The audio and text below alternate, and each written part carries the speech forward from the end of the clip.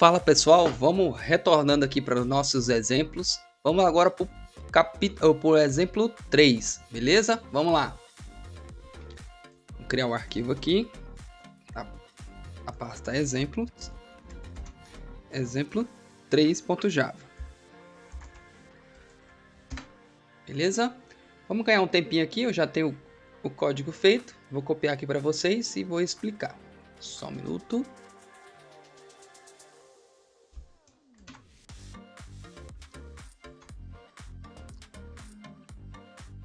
Tá pedindo para importar. Vamos fazer de uma forma diferente aqui. Import java.swing. Aliás, é javax.swing.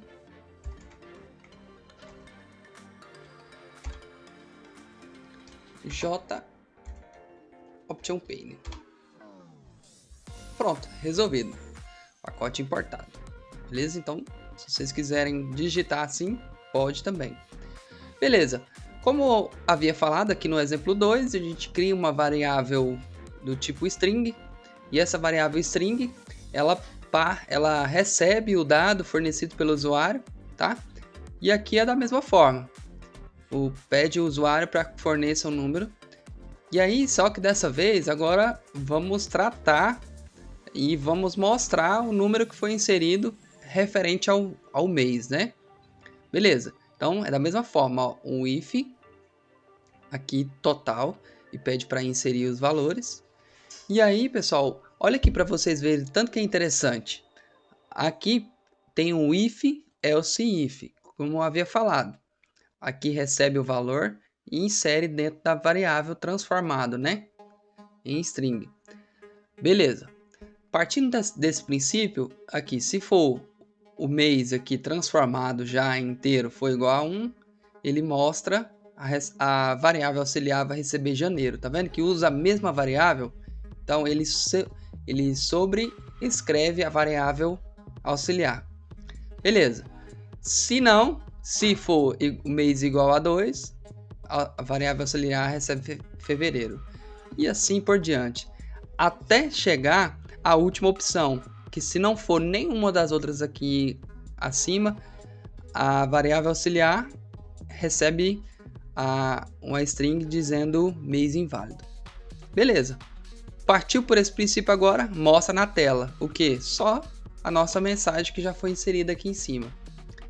E aí segue do mesmo formato. Se acontecer uma exceção, acontecer de o usuário inserir um símbolo ou uma letra, ele vai cair aqui e aqui vai mostrar a mensagem. Ó, usuário, digite apenas valores inteiros. E se não, se ele apertar no cancelar, se ele não cair dentro desse if aqui, ele retorna operação cancelada, uma mensagem na tela, e sai da aplicação. Vamos compilar para a gente ver?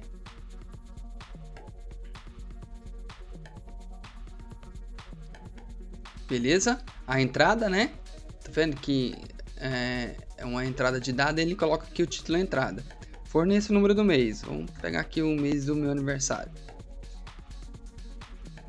Beleza, retornou setembro. Tá? Vamos compilar de novo para a gente cair numa exceção.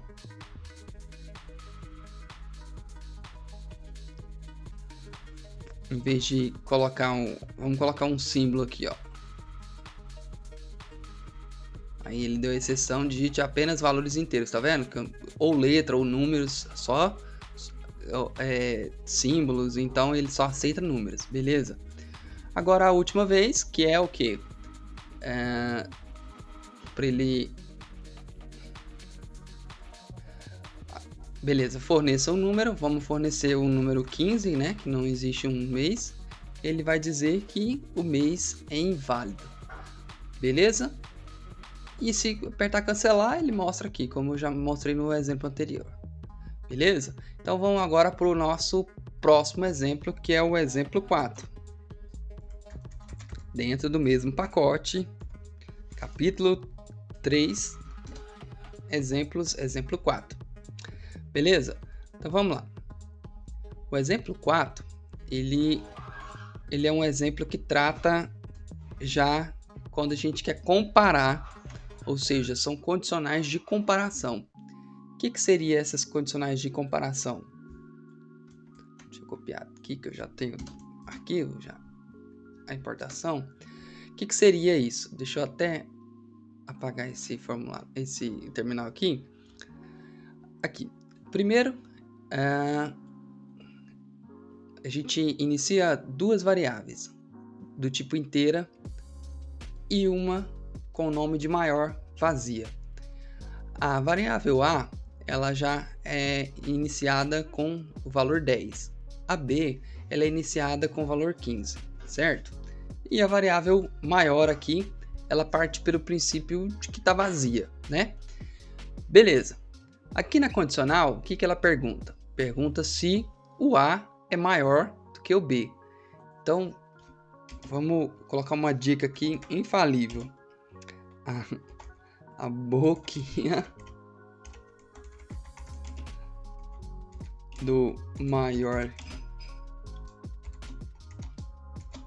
ou menor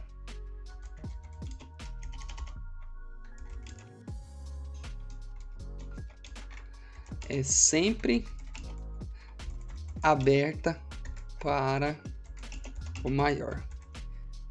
Ou seja, ele está perguntando se o A é maior do que o B. Se fosse assim, ao contrário, se fosse assim ao contrário, ele estaria perguntando se o A é menor que o B.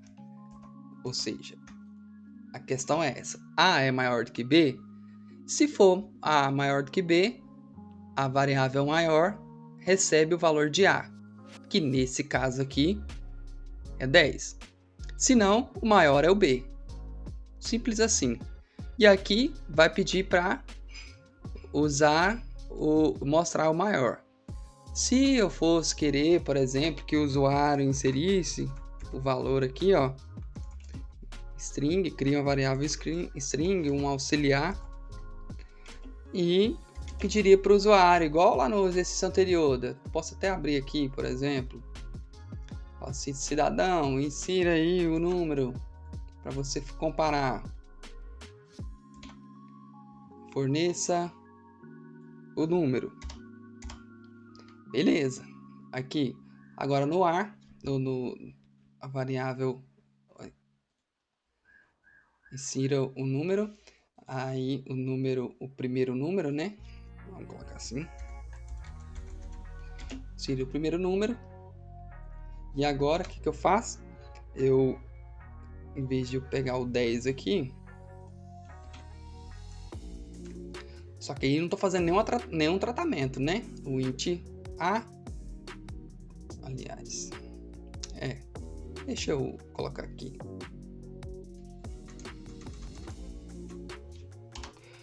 O A, o B, né?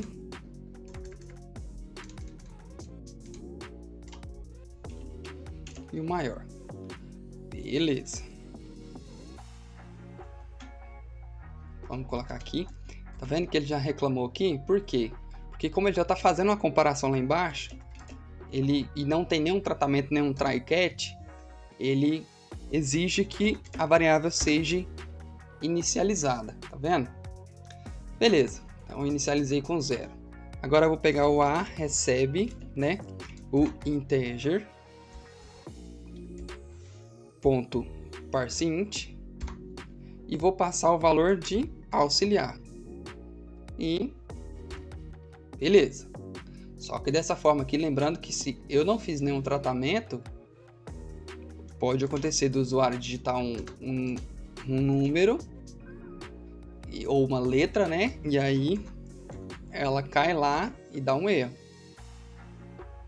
Não precisa de declarar, porque já foi declarada. Então aqui, ó, agora em vez de C, vai ser o B.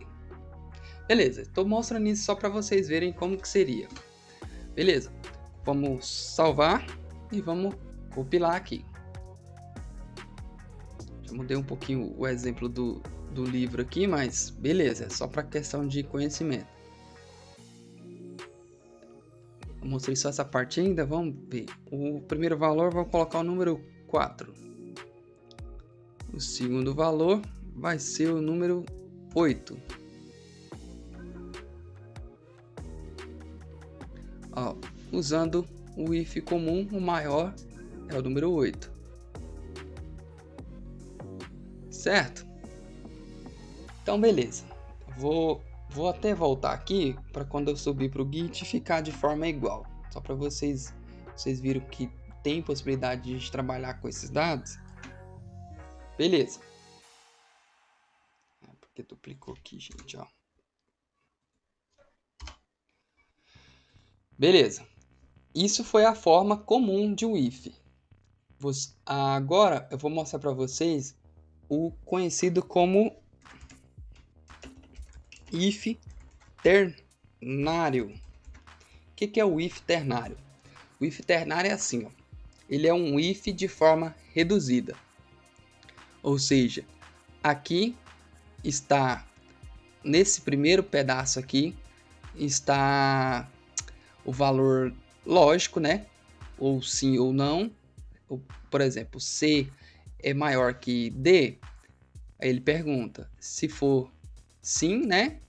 Aqui é o verdadeiro e aqui é o falso.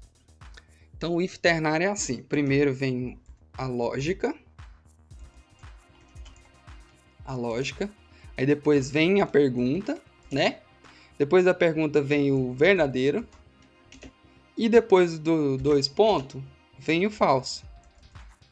Ou seja, deixa eu até abrir um parêntese aqui, para ficar mais fácil.